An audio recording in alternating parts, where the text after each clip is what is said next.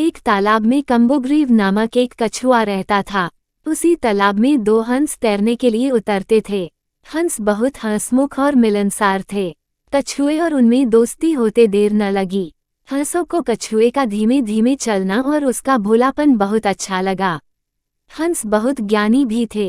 वे कछुए को अद्भुत बातें बताते, ऋषि मुनियों की कहानियां सुनाते। हंस तो दूर दूर तक घूमकर आते थे, इसलिए दूसरी जगहों की अनोखी बातें कछुए को बताते।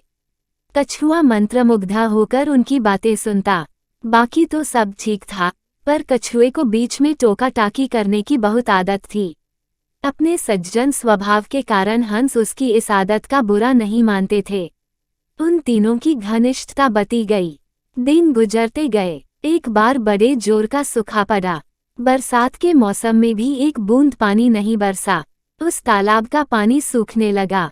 प्राणी मरने लगे। मछलियां तो तड़प तड़प कर मर गईं। तालाब का पानी और तेजी से सूखने लगा। एक समय ऐसा भी आया कि तालाब में खाली कीचड़ रह गया।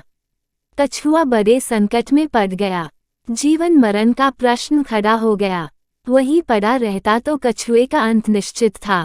हंस अपने मित्र पर आए संकट को दूर करने का उपाय सोचने लगे। वे अपने मित्र कछुए को धाग्स बंधाने का प्रयत्न करते और हिम्मत न हारने की सलाह देते। हंस केवल झूठा दिलासा नहीं दे रहे थे, वे दूर दूर तक उड़कर समस्या का हल ढूंढते। एक दिन लौटकर हंसों ने कहा, मित्र, यहाँ से 50 कोस दूर एक झील है। उसमें काफी पानी है, तुम वहाँ मजे से रहोगे।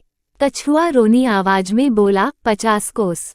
इतनी दूर जाने में मुझे महीनों लगेंगे, तब तक तो मैं मर जाऊंगा। कछुए की बात भी ठीक थी। हंसों ने अक्ल लड़ाई और एक तरीका सोच निकाला।